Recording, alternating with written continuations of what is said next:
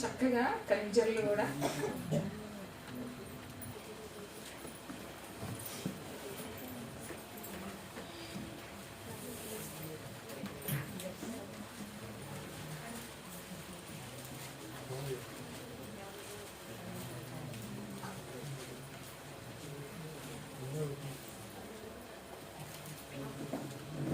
1, 2 వచనాలు.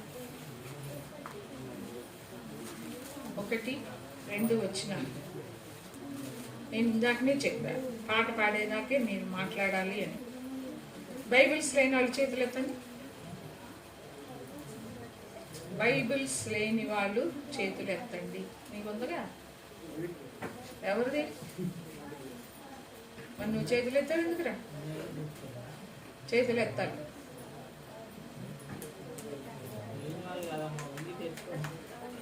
ఒకరు, ఇద్దరు, ముగ్గురు, నలుగురు, 5, 6, 7, 8, 9. ఆడవాళ్ళు ఏం సంతోషి నీ దగ్గర పెట్టుకున్నావు?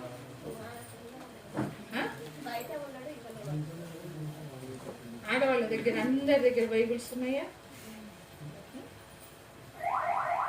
ఎవరు లేని వాళ్ళు ఎవరన్నా ఉన్నారా?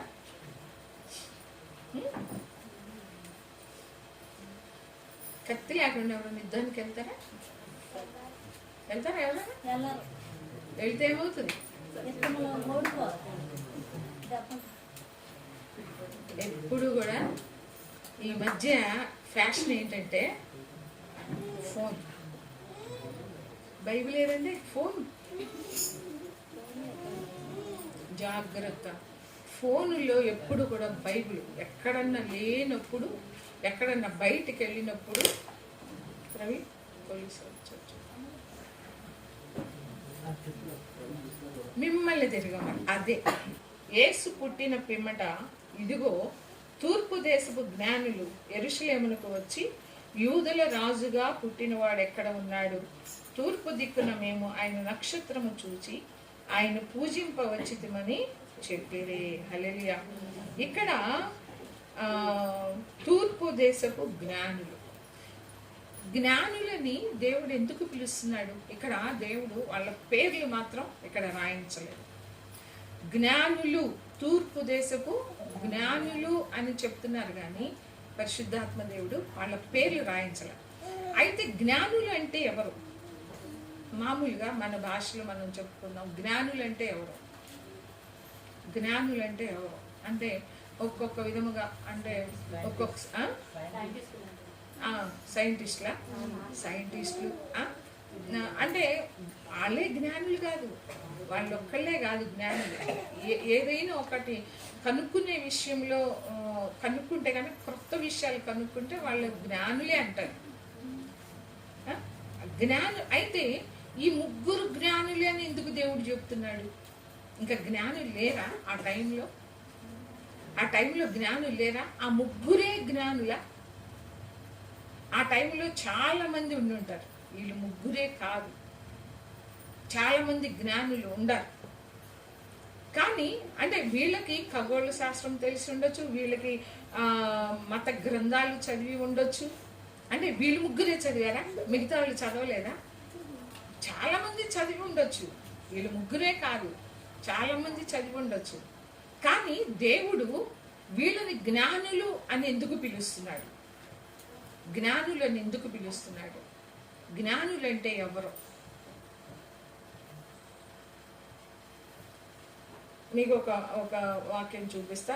జ్ఞానులు ఎవరో, బుద్ధిహీనులు ఎవరో ఇర్మియా గ్రంథంలో చూడండి. ఇర్మియా గ్రంథం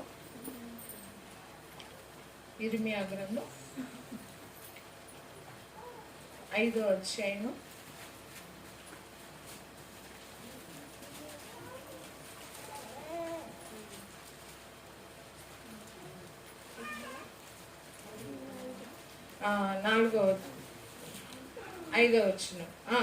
5వ వచనం నుండి చూడండి. నేను ఇట్లనుకొంటిని, వీరు ఎన్నిక లేని వారై ఉండి యెహోవా మార్గమును తమ దేవుని న్యాయ విధిని ఎరుగక బుద్ధిహీనులై ఉన్నారు. హల్లెలూయా. బుద్ధిహీనులు. జ్ఞానులు బుద్ధిహీనులు. వీళ్ళెవరు? తూర్పు దేశపు జ్ఞానులు.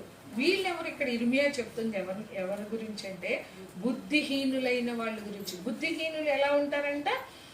వీరు ఎన్నిక లేని వారైంది యెహోవా మార్గమును తమ దేవుని న్యాయ విధిని ఎరుగక బుద్ధిహీనులైన వారు. జ్ఞానము లేని వాళ్ళని బుద్ధిహీనులు అంటారు. ఆ బుద్ధిహీనులు ఎవరంటే దేవుని యొక్క మార్గమును అంటే యెహోవా మార్గమును ఎరుగని వారు, తమ దేవుని న్యాయ విధులను, ఆయన శాసనాలను, ఆయన కట్టడలను, ఆయన విధులను ఎరుగని వారు, యెహోవా మార్గమును ఎరుగని వారు వీళ్ళు బుద్ధిహీనులైన వాళ్ళు. బుద్ధిహీనులు ఎవరు? దేవుని యొక్క మార్గమును ఎరుగని వారు, దేవుని యొక్క న్యాయ విధులను ఎరుగని వారు, వీళ్ళందరూ కూడా బుద్ధిహీనులుగా ఉన్నవాళ్ళు. అయితే మనము ప్రసంగిలో ఒక మాట కనుక చూస్తే కనుక 8వ అధ్యాయంలో ఉంటుంది.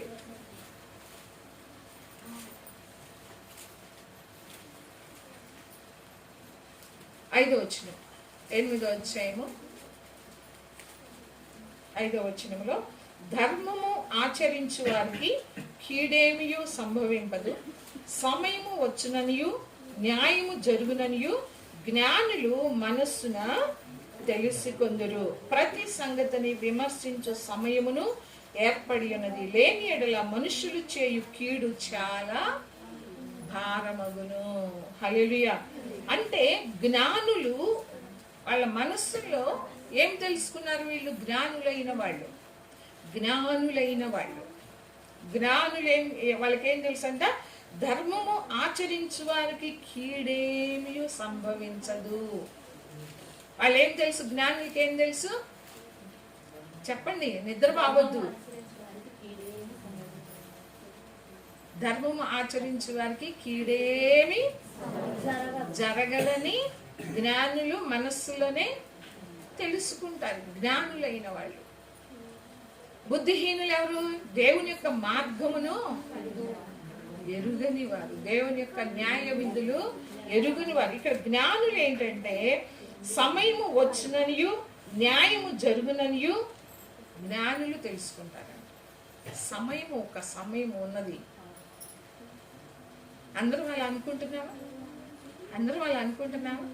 సమయం ఒకటి వస్తుంది, నేను ఇప్పుడు ఇన్ని కష్టాలు పడుతుండొచ్చు, ఇన్ని శోధనలు, ఇన్ని శ్రమలు నా జీవితంలోకి, కన్నీళ్లు రావచ్చు, ఎన్నో రావచ్చు నా జీవితంలోకి, కానీ ఒక సమయం ఉందని నువ్వు నమ్ముతున్నావా?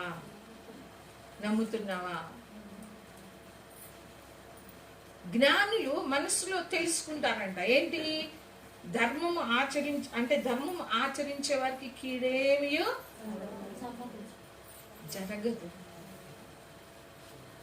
ధర్మం ఆచరించేవారికి, మంచి చేసేవారికి, మేలు చేసేవారికి, ఎదుటి వాళ్ళ యొక్క మేలు కోరుకునే వాళ్ళకి, ఎప్పుడు కూడా ఎదుటి వాళ్ళ యొక్క మంచి కోరుకునే వాళ్ళకి, కోరుకుంటున్నాం మనం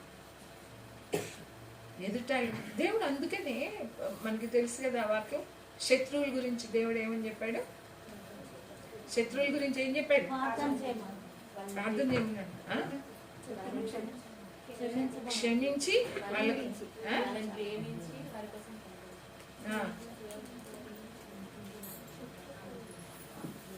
వాళ్ళకి మేలు కలగాలని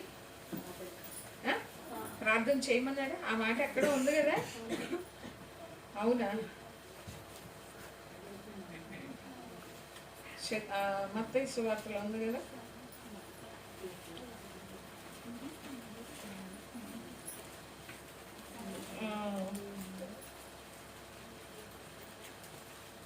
ఐదో అధ్యాయంలో ఉంటుంది, 43వ వచనం. నీ పొరుగువాన్ని ప్రేమించి నీ శత్రువును ద్వేషించమని చెప్పబడిన మాట మీరు విన్నారు కదా. నేను మీతో చెప్పినది ఏమనగా, మీరు పరలోకమందున్న మీ తండ్రికి కుమారులై ఉండినట్లు మీ శత్రువులను ప్రేమించుడి, మిమ్మల్ని హింసించు వారి కొరకు ప్రార్థన చేయుడి. హల్లెలూయా. ఇంకొక మాట ఉంటుంది, రోమ పత్రికలో ఉందంట, రోమిలకు రాసిన పత్రికలో ఉంటుంది చూడండి మాట.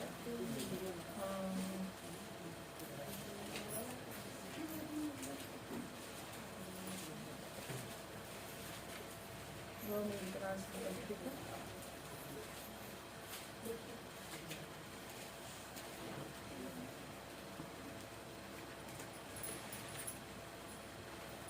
12వ అధ్యాయము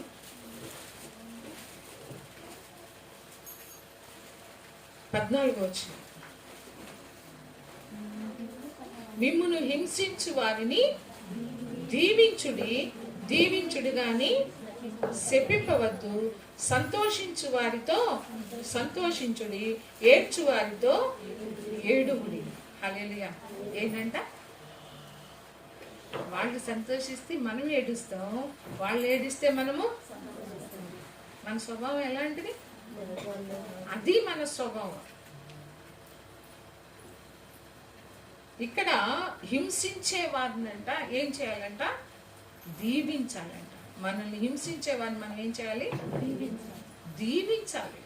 శత్రువుని ప్రేమించాలి, శత్రువుల కొరకు ప్రార్థన చెయ్యాలి. అంతేకాదు హింసించే వారిని మనము దీవించాలి. దీవించుడు గాని శపించవద్దు.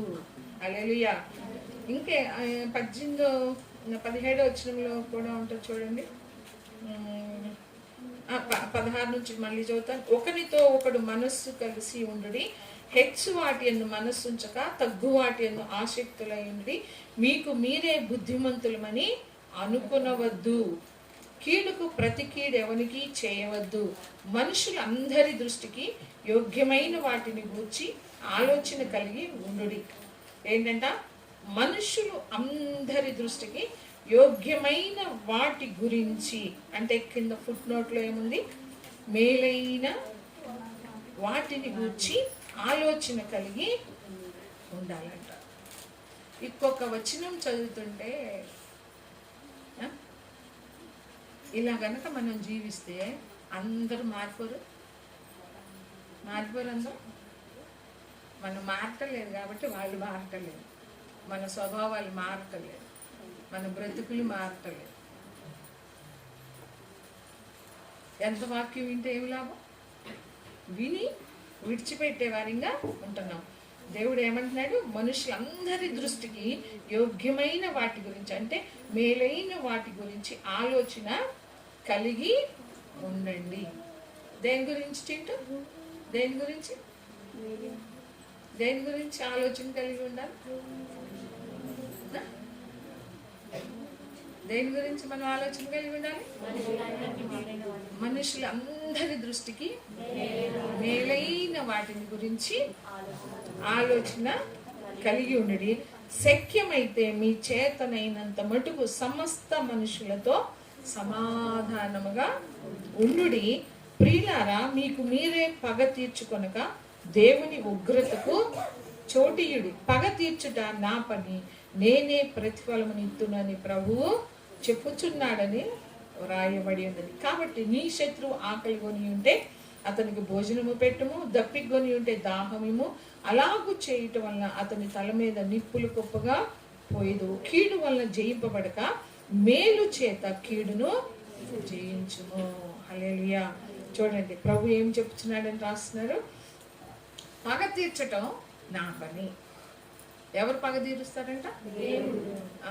దేవుడు పగ తీరుస్తాడు కదా. మరి మనం తీర్చుకుంటున్నాం కదా.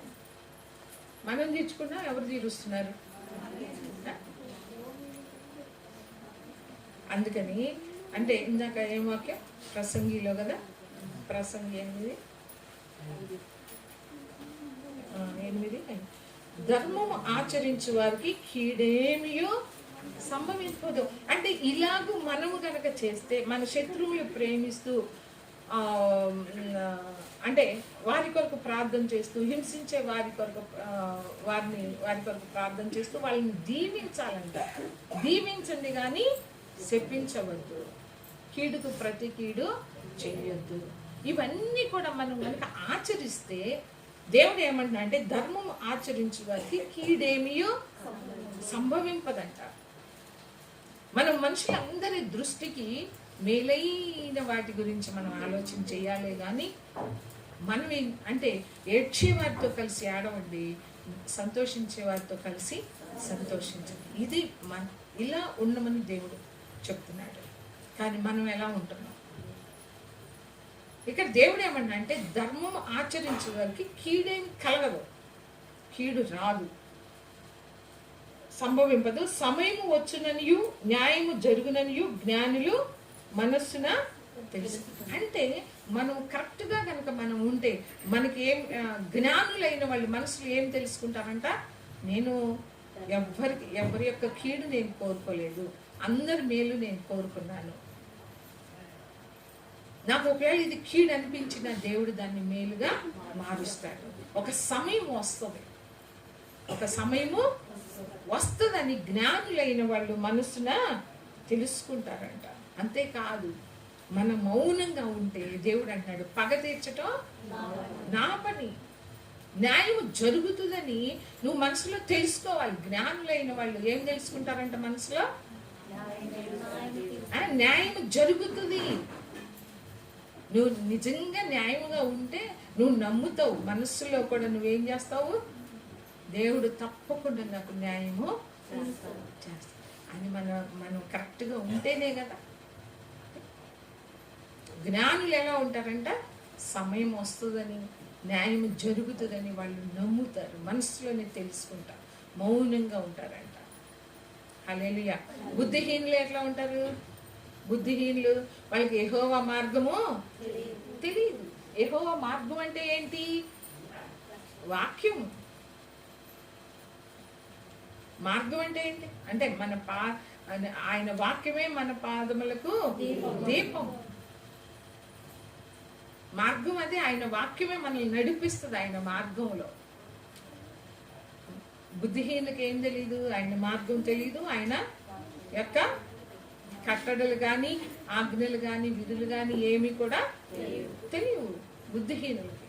అయితే ఇక్కడ మత్తయి సువార్తలో మనం కనుక చూస్తే ఎందుకు దేవుడు జ్ఞానులు అంటున్నాడు, మొట్టమొదట ఇప్పుడు బుద్ధిహీనులు ఎవరో జ్ఞానులు ఎవరో తెలుసుకున్నాం కదా. అంటే బుద్ధిహీనులు అంటే దేవుని మార్గమును ఎరుగని వారు. అయితే ఇక్కడ జ్ఞానులు కనుక మనం కనుక చూస్తే వీళ్ళు తూర్పు దేశపు జ్ఞానులు. అయితే వీళ్ళకి ఎలా తెలిసింది, ఎందుకంటే వీళ్ళు ఎన్నో మత గ్రంథాలు చదివి ఉండొచ్చు. ఎలా చదివారు వాళ్ళకి తెలియకుండా వాళ్ళు వెంబడించరు కదా, ఎక్కడో చదివి ఉంటారు. ఏ ఖగోళ వాళ్ళకి అన్ని శాస్త్రాలు వచ్చు కాబట్టి చదివి ఉంటారు, కాబట్టి అన్ని మత గ్రంథాలు చదివి ఉంటారు కాబట్టి వాళ్ళు ఒకటి నమ్మారు. ఏంటి నమ్మారు, రక్షకుడు ఈ లోకానికి వస్తే గనక ఆకాశంలో ఒక నక్షత్రము పుట్టిద్ది. అంటే ప్రత్యేకమైన నక్షత్రాలు చాలా ఉన్నాయి కదా, అసలు ఆ ప్రత్యేకమైన నక్షత్రం ఆయన నక్షత్రం. ఇక్కడ ఏమని ఉంటది, తూర్పు దిక్కున మేము ఆయన నక్షత్రమును చూచి. ఎవరి నక్షత్రం అంట, ఆయన నక్షత్రాన్ని చూసి వీళ్ళు ఏం చేశారు, ఈ జ్ఞానులైన వాళ్ళు చూసి ఆయన మార్గములో నడుస్తున్నారు. ఆయన మార్గములో నడుస్తున్నారు కాబట్టే వాళ్ళు జ్ఞానులు. ఆ దినాల్లో ఎంతో మంది జ్ఞానులు ఉండొచ్చు, కానీ ఆయన మార్గంలో ఎవరైతే నడుస్తున్నారో, ఇప్పుడు మనం అందరం ఎవరు ఆయన మార్గంలో నడిచే వాళ్ళమైనా, నడుస్తున్నాం మనం అందరం, ఎవరైనా నడవట్లేదా? మనకి తెలివి, మనం ఏ ఖగోళ శాస్త్రాలు చదవాల్సిన అక్కర్లేదు, ఏ పిహెచ్డీలు చేయాల్సిన అవసరమో లేదు. వాళ్ళని జ్ఞానులు అంటారు. ఈ లోకరీతిగా చదివి ఉండొచ్చు, కానీ వాళ్ళు జ్ఞానులు అంటారు. ఆ దేవుడు ఎవరైతే ఆయన మార్గాన్ని తెలుసుకొని ఆయన మార్గంలో నడుస్తారో వాళ్ళు జ్ఞానులు. ఎవరైతే సృష్టికర్త అయిన దేవుణ్ణి ఆరాధిస్తారో, ఆయన స్తుతిస్తారో, ఆయన మహింపరుస్తారో వాళ్ళు జ్ఞానులు. వీళ్ళు అంటే ఆ నక్షత్రము అంటే వస్తుందని తెలుసు వాళ్ళకి. తూర్పు దిక్కున మేము ఆయన నక్షత్రమును చూసాము అంటున్నారు. అంటే అంతకుముందు ఎక్కడో చదివి ఉంటారు, అందుకని ఆ నక్షత్రం కోసం వాళ్ళు ఎదురు చూసి ఉండొచ్చు. ఆ రోజుల్లో చాలా మందికి తెలిసి ఉండొచ్చు. ఈ ముగ్గురికే కాదు జ్ఞానులు, ఈ ముగ్గురికే కాదు తెలిసి ఉండేది, చాలా మందికి. యూదులకు తెలియదా? యూదులకి తెలుసు, చాలా మందికి తెలుసు కానీ ముగ్గురు ఈ జ్ఞానులు ముగ్గురే ఆ నక్షత్రం, అది ఆయన నక్షత్రం అని వాళ్ళు తెలుసుకున్నారు. కాబట్టి ఆయన మార్గంలో నడవటానికి వాళ్ళు ఇష్టపడ్డారు. ఆయన మార్గంలో ఎవరైతే నడవటానికి ఇష్టపడతారో వాళ్ళే జ్ఞానులు. యెహోవా మార్గమును ఎవరైతే తెలుసుకుంటారో వాళ్ళే జ్ఞానులు. హల్లెలూయా. బుద్ధిహీనులు యెహోవా మార్గమును ఎరుగని వారు. జ్ఞానులైతే ఆయన మార్గాన్ని అనుసరించి నడుచుకుంటారు. హల్లెలూయా. అంతేకాదు వీళ్ళు దేనికి వచ్చారంట? దేనికి వచ్చారు? ఆయన్ని పూజింప వచ్చి తిని. హల్లెలూయా. వీళ్ళు దేనిని పూజిస్తున్నారు? ఎవరిని పూజిస్తున్నారు? అంతకుముందు వాళ్ళు ఆ జ్ఞానులు ఎంతో మందిని పూజించి ఉండొచ్చు. ఏ దేవుని పూజిస్తున్నారో తెలియదు, ఏ దేవతలు పూజిస్తున్నారో తెలియదు. కానీ ఇప్పుడైతే ఎవరిని పూజించటానికి వచ్చారు? ఆయన నక్షత్రాన్ని చూసి ఆయనని పూజింప వచ్చి తిని. హల్లెలూయా. వాళ్ళు జ్ఞానులు. సృష్టికర్త అయిన దేవుణ్ణి ఎవరైతే ఆరాధిస్తారో, ఎవరైతే స్తుతిస్తారో, ఎవరైతే మహిమపరుస్తారో వాళ్ళు జ్ఞానులు. ఎవరు జ్ఞానులు? సృష్టికర్త అయిన దేవుణ్ణి ఎవరైతే ఆరాధిస్తారో, ఎవరైతే పూజిస్తారో, ఎవరైతే స్తుతిస్తూ ఉంటారో వాళ్ళు జ్ఞానులు. మనకి సామెతల్లో చాలా వాక్యాలు ఉంటాయి కదా, యెహోవా యందు భయభక్తులు కలిగి ఉండటమే. జ్ఞానులు ఎవరంట? భయభక్తులు కలిగిన వాళ్ళు, ఆయన మార్గములో నడిచేవాళ్ళు. వీళ్ళు జ్ఞానులే. అంటే జ్ఞానులు అంటే వాళ్ళు వాళ్ళు ఒక మార్గాన్ని ఎంచుకున్నారు. ఒక మార్గం అంటే అంతకుముందు ఏ మార్గంలో వెళ్ళారో తెలియదు మనకి. అది అంతా ఏ బుక్స్లో ఉంటాయేమో నాకు తెలియదు. కానీ ఇంతకుముందు వేరొక మార్గాన్ని నడిచిన వాళ్ళే. కానీ ఇప్పుడైతే వాళ్ళు ఏ మార్గాన్ని ఎన్నుకున్నారు? యెహోవా మార్గమును, యేసయ్య మార్గమును ఎన్నుకున్నారు. ఇక్కడ మనం జ్ఞానుల గురించి ఆలోచిస్తే 2 సంవత్సరాలకి వెళ్ళారు వాళ్ళు. ఎన్ని సంవత్సరాలకి వెళ్ళారు? పుట్టినప్పుడు ఆ నక్షత్రాన్ని చూశారు. వాళ్ళు బయలుదేరేటప్పుడు ఆ నక్షత్రాన్ని చూసి బయలుదేరారు. కానీ వెళ్ళేసరికి ఎన్ని సంవత్సరాలు పట్టింది? సుమారు 2 సంవత్సరాలు పట్టింది. 2 సంవత్సరాలు. 2 సంవత్సరాలు ఎంత నష్టపోయి ఉంటారో కదా. ఎవరైనా నష్టపోతామా? 2 సంవత్సరాలు వాళ్ళు ఆహారాన్ని సిద్ధపరచుకోవాలి. మార్గంలో 2 సంవత్సరాలు ప్రయాణం చేయాలి వాళ్ళు. ఎక్కడికి వెళ్ళటానికి? ఎక్కడికి వెళ్ళటానికి? ఆయన్ని పూజించటానికి, ఆయన ఆరాధించటానికి, ఆయనకి కానుకలు సమర్పించటానికి. 2 సంవత్సరాలు ప్రయాసపడి ఇప్పట్లాగా ఉన్నాయి అనుకున్నారా? అప్పుడు ఏ దాటాలో, ఏ ఎడార్లు, ఇసుకలు, ఆ పర్వతాలు, ఏ నదులు ఏమి దాటారో తెలియదు. 2 సంవత్సరాల ప్రయాణం అంటే చూడండి.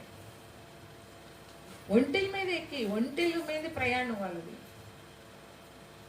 2 సంవత్సరాలు వాళ్ళకి ఎంత ఖర్చు అయ్యి ఉంటుంది, ఎంత సమయం, ఎంత ధనం, కుటుంబాలను విడిచిపెట్టి, అన్నిటినీ విడిచిపెట్టి దేని కొరకు వాళ్ళు బయలుదేరారు? ఆయన ఆరాధించటానికి. ఆయన సృష్టికర్త, ఆయన రక్షకుడు అని వీళ్ళు నమ్మారు కాబట్టి అంత ప్రయాసతో వాళ్ళు బయలుదేరి వచ్చారు. 2 సంవత్సరాలు. ఎన్ని కష్టాలు పడి ఉంటారు, ఎన్ని శ్రమలు పడి ఉంటారు. ఆహారం ఉందో లేదో తెలియదు. 2 సంవత్సరాలకి సరిపడా వాళ్ళు ఆహారం తెచ్చుకున్నారో లేదో తెలియదు, ధనం ఉందో లేదో తెలియదు.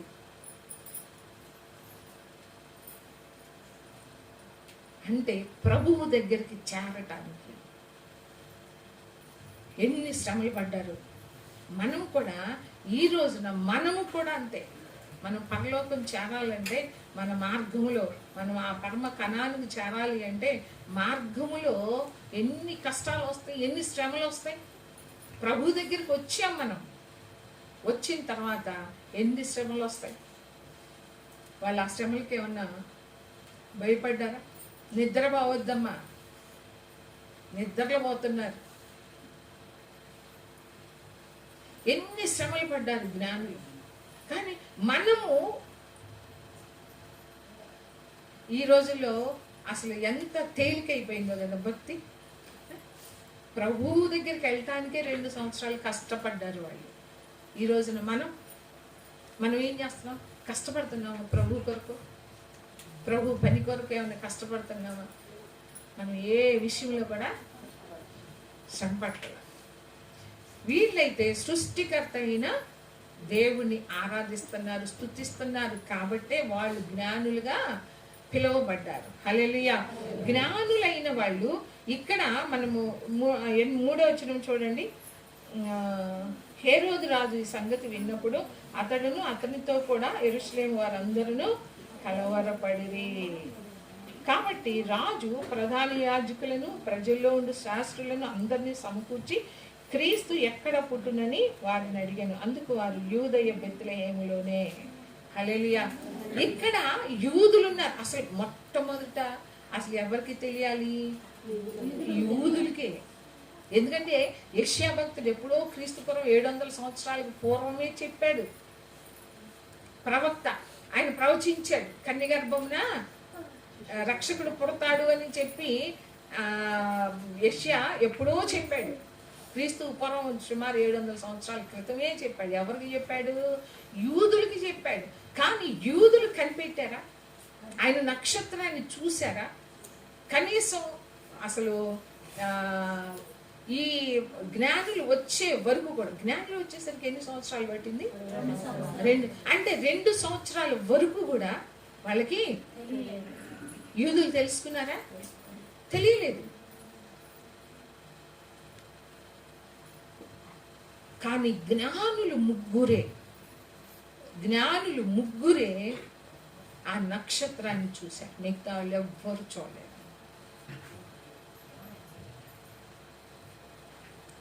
చాలా మందికి తెలిసి ఉండొచ్చు. తూర్పు దేశపు జ్ఞానులు అంటే వాళ్ళు ముగ్గురే కాదు, చాలా మందికి తెలిసి ఉండొచ్చు. కానీ ఆ మార్గంలో వెళ్ళటానికి వాళ్ళు ఇష్టపడలేదు.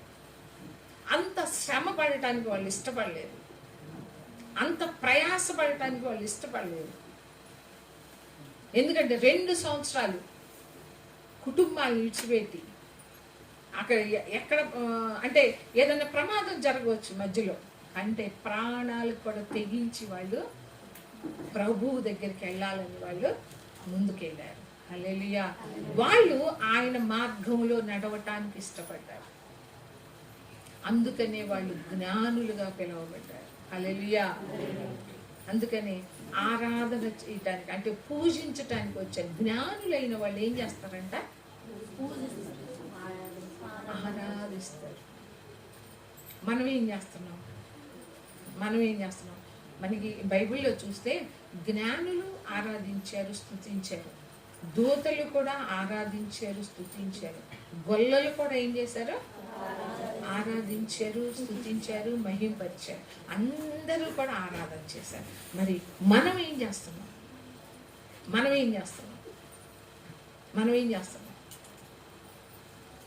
ఆరాధిస్తున్నామా?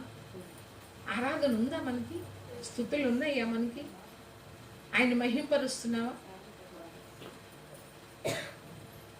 ఎందుకు మనం ఆరాధించలేకపోతున్నాం? ఒక మాట ఉంటుంది చూడండి, కొరింథీయులకు రాసిన 2వ పత్రికలో దేవుడు మనకి ఎలాంటి వరాన్ని ఇచ్చాడో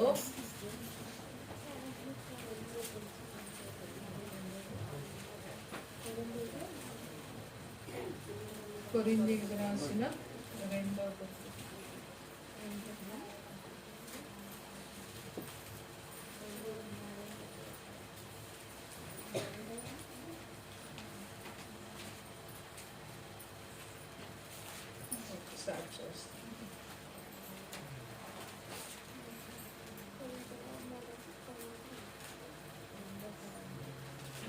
మాట్లాడుద్దాం.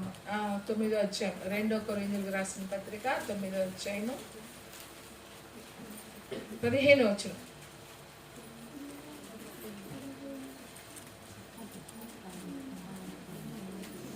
చెప్ప సఖ్యము కాని ఆయన వరమును గూర్చి దేవునికి స్తోత్రము. హల్లెలూయా.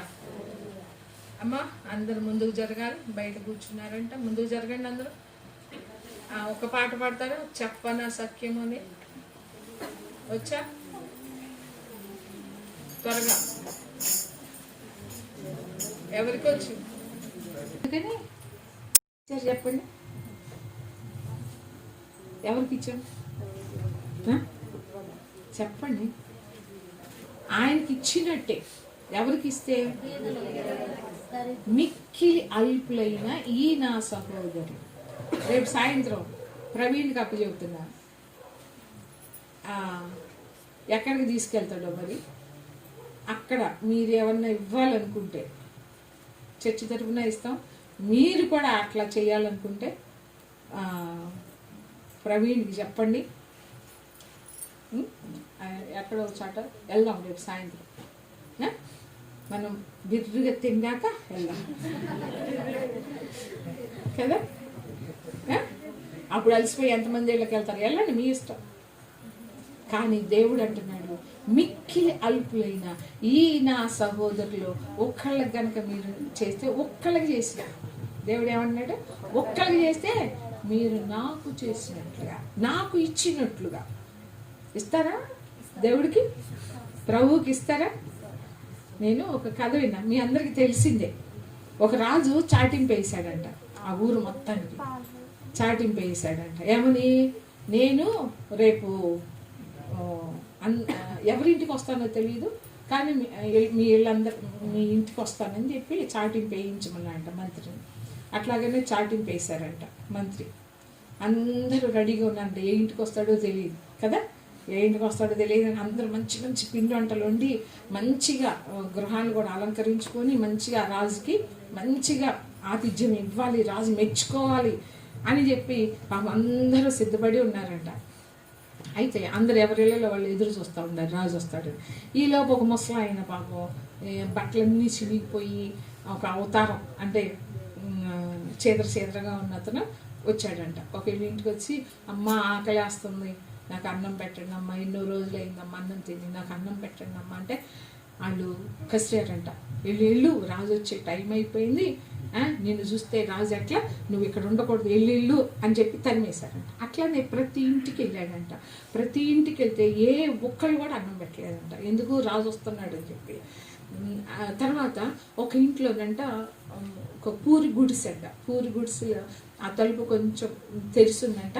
ఇతను వెళ్ళి అడిగాడంట, అమ్మ ఆకలి వస్తుందమ్మ, కొంచెం అన్నం ఉంటే పెట్టండి అమ్మ అంటే ఆమె అప్పుడే వండుకొని, భర్త మంచంలో ఉన్నాయంట, పిల్లలిద్దరు వండుకొని తినడానికి రెడీగా ఉన్నారంట. కొంచెమే ఉందంట వాళ్ళ వరకే. అయితే ఇతను తలుపు తట్టేసరికి లోపలికి రమ్మని పిలిచిందంట. ఆమె పిలిచిన తర్వాత అతను అడిగాడంట, అమ్మ నాకు బాగా ఆకలేస్తుందమ్మా, అన్నం పెట్టమంటే సరేనయ్యా నువ్వే ముందు తిను, మేము తర్వాత తిందామని చెప్పి అతనికి అన్నం పెట్టిందంట. అన్నం పెట్టిన తర్వాత అప్పుడు తిన్న తర్వాత, అమ్మ మీకు లేదు అన్నం అంటే, పర్లేదయ్యా ఒక్కరోజే కదా, పర్లేదులే నువ్వు తిన్నావు, అది చాలు మాకు అని చెప్పి అన్నారంట. అన్నాక అతను వెళ్ళిపోయాడు. అతను వెళ్ళిపోయిన తర్వాత మరుసటి రోజు మళ్ళీ మంత్రి చేత ఒక చాటింపు వేయించాడు. ఏమనంటే, అందరూ రావాలి, ప్రతి ఒక్కళ్ళు కూడా రావాలి అక్కడికి. రాజు రమ్మన్నాడు కాబట్టి వచ్చాడంట, అందరూ వచ్చారంట. అప్పుడు రాజు అన్నాడంట, ఏమని, మీరెవ్వరూ కూడా మీ ఇంటికి నేను వచ్చినా కూడా మీరెవ్వరూ కూడా నాకు అన్నం పెట్టలేదు, లోపలికి రమ్మని లేదు, మీరు నన్ను తరిమేశారు అని చెప్పి అంటే వాళ్ళందరూ అన్నారంట, అసలు ఎప్పుడు వచ్చావయ్యా మా ఇంటికి, ఎప్పుడు వచ్చావు, అసలు నువ్వు రాలేదు కదా అని చెప్పి అందరూ అన్నారంట. అప్పుడు చెప్పాడంట రాజు, నేను వచ్చాను, మీ ఇంటికి నేను వచ్చాను, ప్రతి ఒక్కళ్ళ ఇంటికి వచ్చాను, కానీ నన్ను మీరెవ్వరూ గుర్తుపట్టలేరు. ఒక అంటే అడుక్కునేవాడు అని చెప్పి వాళ్ళు ఏం చేశారు,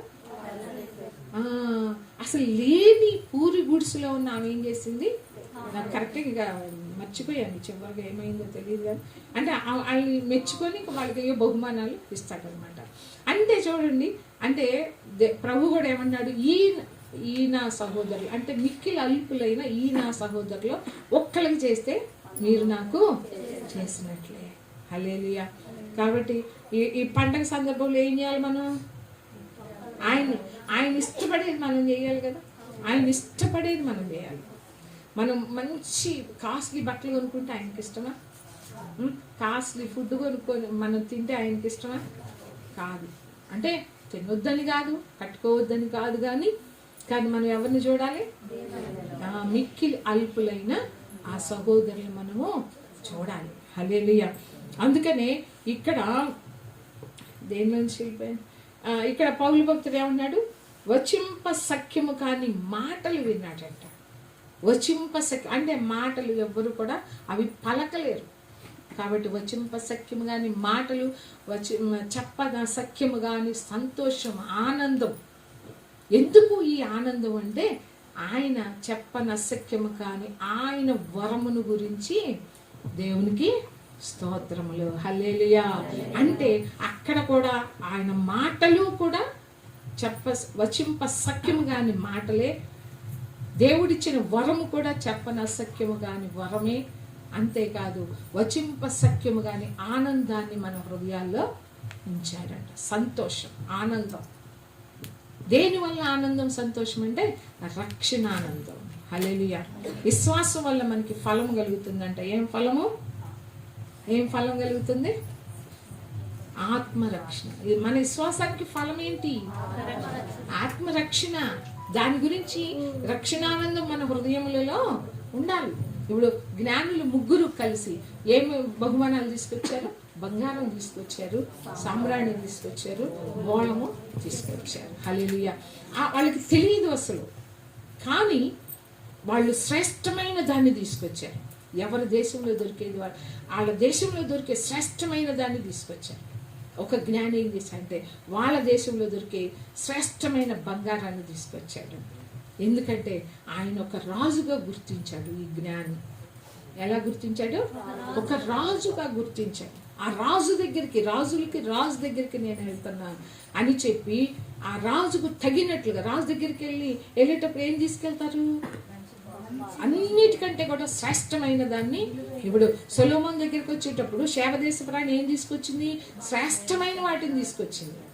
అలాగని మరి ఆయన రాజులకు రాజు ఆయన దగ్గరికి వచ్చేటప్పుడు ఆ జ్ఞాని ఏం చేశాడు? శ్రేష్టమైన దాన్ని, తనకున్న దాంట్లో ఆ దేశంలో శ్రేష్టమైన దాన్ని తీసుకొచ్చి ప్రభుకి సమర్పించాడు. ఇంకొకళ్ళు ఏం చేశారు? సాంబ్రాణి. వాళ్ళు ఏం గుర్తించారు అంటే ఆయన ఒక ప్రధాన యాజకుడు. పాత నిబంధన కాలంలో యాజకుడు ఏం చేసేవాడు? సాంబ్రాణి, ధూపం వేసేవాడు.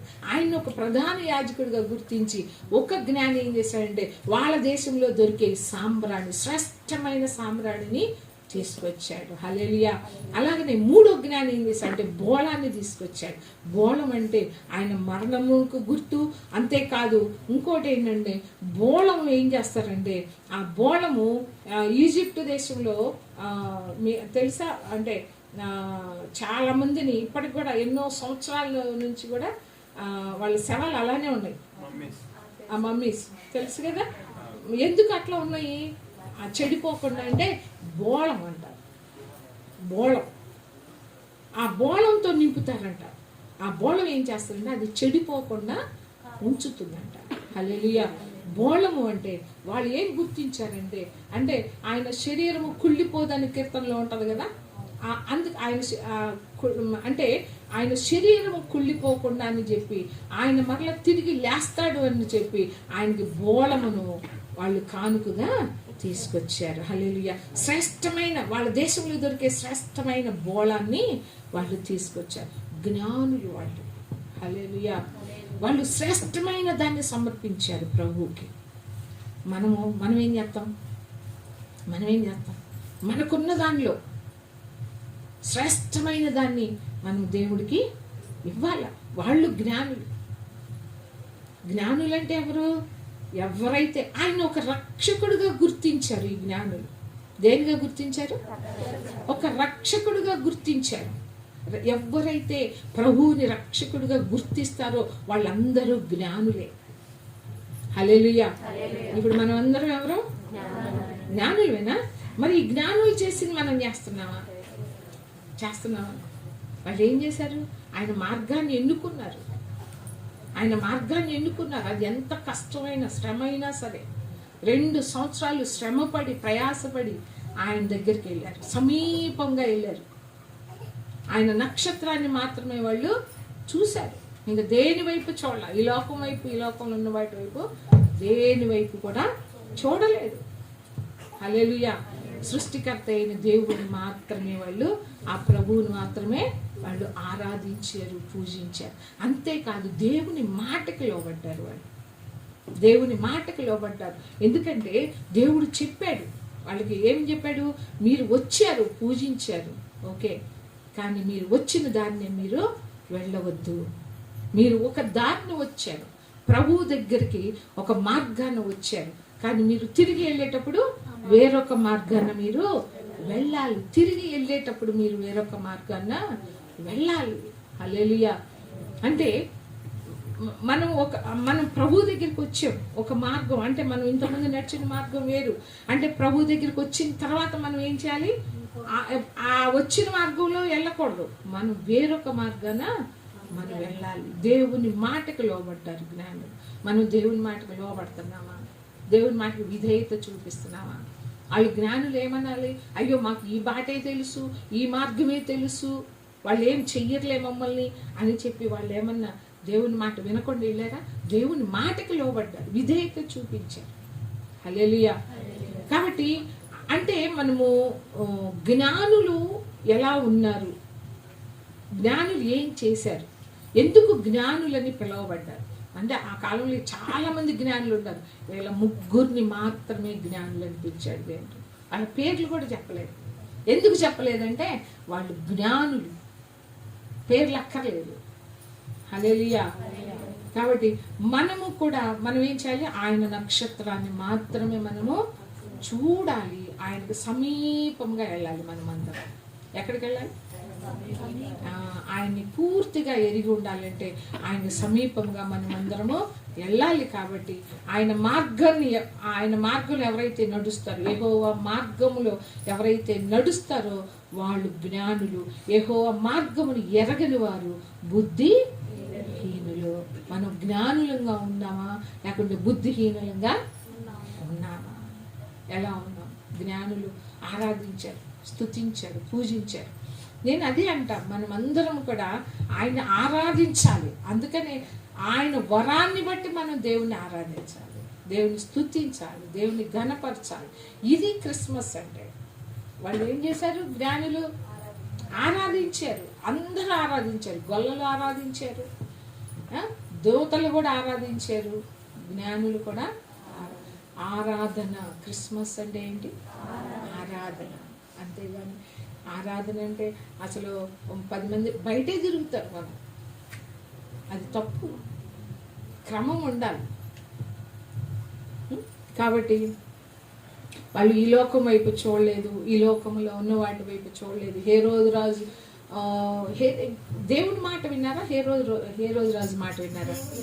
హేరోదు ఎంత కుయుక్తిగా, ఎంత మోసంగా వాళ్ళతోటి చెప్పాడు, మేము కూడా వచ్చి. హేరోదు ఎవరు? యూదుడే. హేరోదు ఎవరు? యూదుడు. అంటే ఏదోమి వంశస్థుడే కానీ యూదుడుగా ఉన్నాడే. కానీ ఏంటంటే అక్కడ యూదులు ఎవ్వరు కూడా ఆయన ఆరాధించడానికి వెళ్ళలేదు. ఎవరైనా వెళ్ళినట్టుంది అక్కడ వాక్యంలో?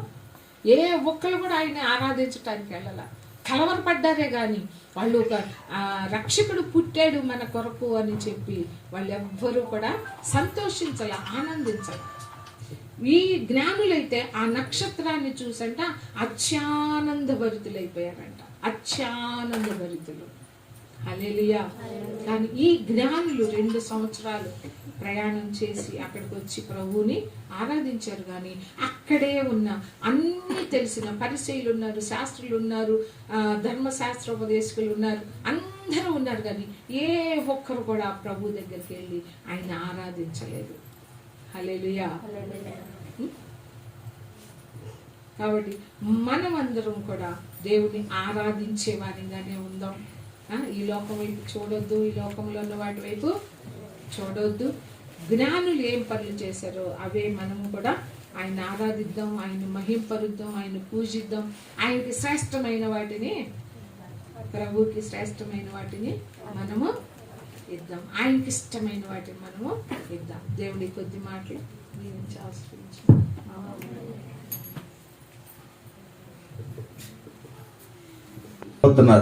వీళ్ళంతా ఎవరంటే పండుగ క్రైస్తవులు అని అర్థం. అందులో సందేహమే లేదు. అవునా? సంఘాలను వదిలిపెట్టి వెళ్ళిపోతున్నారంటే పండుగ క్రైస్తవులు. మొన్న ఎవరో ఒక ఆయన చెప్తున్నాడు, అందరూ అంటే ఊళ్ళోకి వచ్చేసారంట. ఎవరు? ఆ ఊళ్ళో ఉన్నటువంటి క్రైస్తవులంతా చుట్టుపక్కల ప్రాంతాలకు వెళ్ళినటువంటి వాళ్ళంతా, బస్తీల్లో ఉన్న వాళ్ళందరూ కూడా ఆ ఊరు వెళ్ళారంట. ఎందుకంటే పండుగ చేసుకోవడానికి వెళ్ళారంట. వీళ్ళంతా ఎవరు? పండగ క్రైస్తవులు అన్నమాట. క్రిస్మస్ తెలిసినటువంటి వాళ్ళు ఏం చేయాలి? ప్రథమ స్థానం ఇవ్వాలి, దేవునికి ప్రథమ స్థానం ఇవ్వాలి. అంతే కదమ్మా చెప్పింది. ఎవరైనా నన్ను వెంబడింపగోరిన ఎడల అన్నిటికంటే తల్లినైనా, తండ్రినైనా, అన్నదమ్ములనైనా, అక్క చెల్లెలనైనా, ఆఖరికి భార్యనైనా, పిల్లలనైనా, ఆఖరికి తన ప్రాణమునైనా లెక్క చేయకుండా ఉంటే నాకు పాత్రుడు కాలేడు అని చెప్పాడు. అంటే ఎవరికి ఇవ్వాలి మనం ప్రథమ స్థానం? మన యొక్క ప్రాణం కంటే కూడా దేవునికే ప్రథమ స్థానాన్ని ఇవ్వాలి. ఇచ్చినటువంటి వాళ్ళు మనం బైబిల్లో చూస్తున్నాం కదా. ఎవరు వాళ్ళు? గొప్ప గొప్ప వాళ్ళ కాదు. మరి ఈ జ్ఞానులు ఎన్నిటువంటి వాళ్ళని ఇక్కడ మనం చూస్తున్నాం. ఈ జ్ఞానులు ఎలా తెలుసుకోగలిగారు? అప్పుడు యేసుప్రభు పుట్టలేదు కదా. యేసుప్రభు కంటే చాలా పెద్దవాళ్లే కదా వయసులో వీళ్ళు. యేసుప్రభు అప్పుడే పుట్టాడు, ఈరోజు పుట్టాడు. మరి ఈ జ్ఞానులకు ఎలా తెలిసింది ఈ సంగతి? ఎలా తెలిసింది ఈ సంగతి? జ్ఞానులకి ఈ సంగతి ఎలా తెలిసింది? యేసుప్రభు పుట్టబోతున్నాడు, లోకరక్షకుడు పుట్టబోతున్నాడు అనే సంగతి వాళ్ళకి ఎలా తెలిసింది? పాత నిబంధనలో, దేవుడు రాయించినటువంటి పాత నిబంధనలో వ్రాయబడింది కాబట్టి వాళ్ళు జాగ్రత్తగా బైబిల్ పరిశుద్ధ గ్రంథాన్ని ధ్యానించి, పాత నిబంధన అంతా ధ్యానించి లోకరక్షకుడు రాబోచున్నాడు అని వాళ్ళు తెలుసుకున్నారు. కనుక ఎవరయ్యారు జ్ఞానులు? యేసును గురించి తెలిసినటువంటి వాళ్ళే జ్ఞానులు. తెలియనటువంటి వాళ్ళు అజ్ఞానులే కదమ్మా, అవునా? యేసు నుంచి తెలియటం వల్ల ఏం జరుగుతుంది?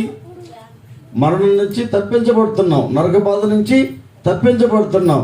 అది తెలుసుకోకుండా ఇష్టానుసారంగా ఈ లోకంలో కేవలం డబ్బే ప్రధానంగా, సిరి సంపదలే ప్రధానంగా ఉంటే, సిరి సంపదలు అంటే సైతాన్ సిరి సంపదల మీద ఏం చేస్తాడు? సంపాదించుకో, కూడబెట్టుకో అనేటువంటి పదంలో నుంచి వెళ్తా ఉన్నారంటే సైతాన్ కూడా ఆలోచన అన్నమాట.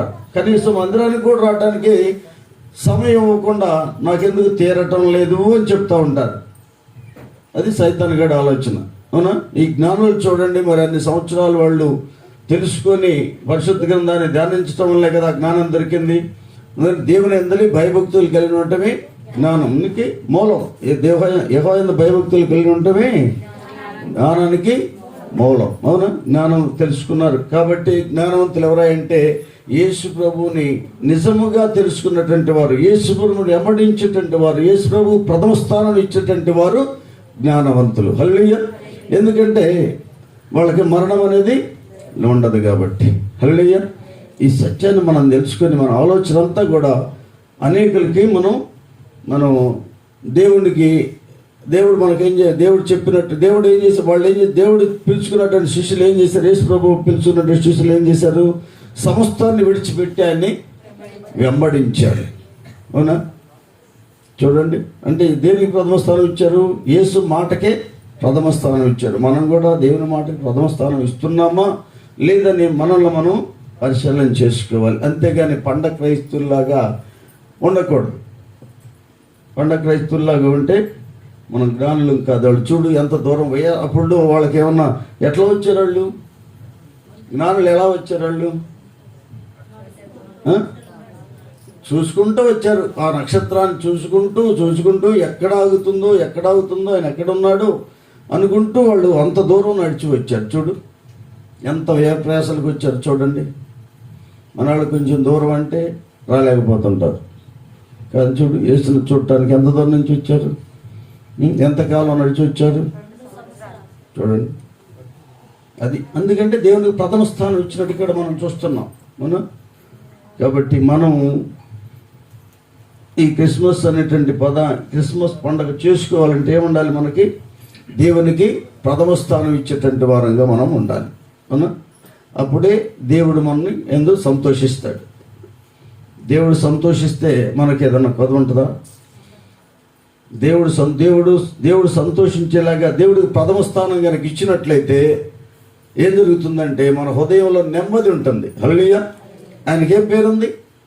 ఆయనకున్న పేరేంటి? సమాధానకర్త అని దేవుడు అని ఆయనకి పేరు, అవునా? అంటే యేసుకి ప్రథమ స్థానం మనం ఇచ్చినప్పుడు, అన్నిటికంటే కూడా యేసుకి ప్రథమ స్థానం ఇచ్చినప్పుడు ఏం చేస్తారు మనం? అనేకులకి సువార్తను ప్రకటించాలి, అనేక మంది రక్షణ మార్గం నడిపించాలన్నటువంటి తపన, వేదన అనేది మనలో ఉంటుంది. అంతేకాకుండా ప్రతినిత్యం కూడా నశించిపోతున్న ఆత్మల కోసం భారం కలిగి ప్రార్థన చేస్తాం. హల్లెలూయా. అలా భారం కలిగి ప్రార్థన ఎవరైతే చేస్తారో వాళ్ళ హృదయంలో యేసయ్య ఉంటాడు. యేసయ్య ఉంటే ఉంటుంది, నెమ్మది ఉంటుంది. నాకు అది లేదు ఇది లేని ఏడవరు. ఎప్పుడైతే ఆ ఆలోచన లేదో అప్పుడు నాకు అది లేదు ఇది లేదని ఎప్పుడు కొదువుతోటే ఉంటారు. యేసయ్య ఉంటే ఏ కొదవ ఉండదు. హల్లెలూయా. మరి మీలో ఎంతమందిలో యేసయ్య ఉన్నారో మరి మీ హృదయాల్లో ఎంతమందిలో యేసయ్య ఉన్నాడో ధైర్యంగా చెప్పగలరా? ఒక్కసారి ఆలోచించండి. యేసయ్య ఉంటే ఉంటుంది, నెమ్మది ఉంటుంది. ఇది లేదు అది లేదనేది ఉండదు. అందుకనే బైబిల్ గ్రంథం ఏం చెప్తుంది? కలిగిన దానితో తృప్తి కలిగి ఉండండి, లేని దానికోసం వెంపర్లాడకుండా కలిగిన దాని తృప్తి కలిగి. ఈరోజు నాకు ఇది ఇచ్చాడు దేవుడు, సంతోషం. నేను మొదటిసారికి ఇక్కడికి రావడానికి ముందు 4 సంవత్సరాల ముందు దేవుడిచ్చినటువంటి దర్శనం ఏంటి, దేవుడిచ్చిన ప్రేరేపణ ఏంటి? పేదలు దీనులైనటువంటి వారి మధ్యన సువార్తను ప్రకటించాలి అని ఒక ఊత పదంలాగా దేవుడు నా నోటికి ఇచ్చాడు. అవునా? దేవుడిచ్చింది ఏం చేశాడు? నేను అనుకున్నదే దేవుడు ఇచ్చాడు. అవునమ్మా? అంటే దేవుడికి ఇష్టమైంది దేవుణ్ణి సంతోషపెట్టేది. దేవుడికి సంతోషమే కదా. ఇందాక అదే కదా మీకు అమ్మగారు చెప్పింది మీకు. అవునా? దేవుడు సంతోషించాడా లేదా? మరి అలా మనం దేవుని సంతోషపెట్టే వరంగా మనం ఉంటే మనం కూడా ఎల్లప్పుడూ సంతోషంగా ఉంటాం. అలాంటి వారు క్రిస్మస్ పండుగని ఆనందంగా చేసుకోగలుగుతారు, దేవుణ్ణి సంతోషపెట్టగలుగుతారు. హల్లెలూయా. ప్రభువుకి మహిమ కలుగును గాక. ఆమేన్. అందరికీ యేసు ప్రభు పుట్టినరోజు శుభాకాంక్షలు.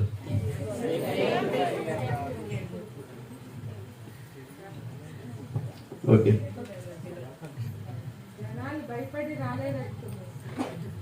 దేనికి?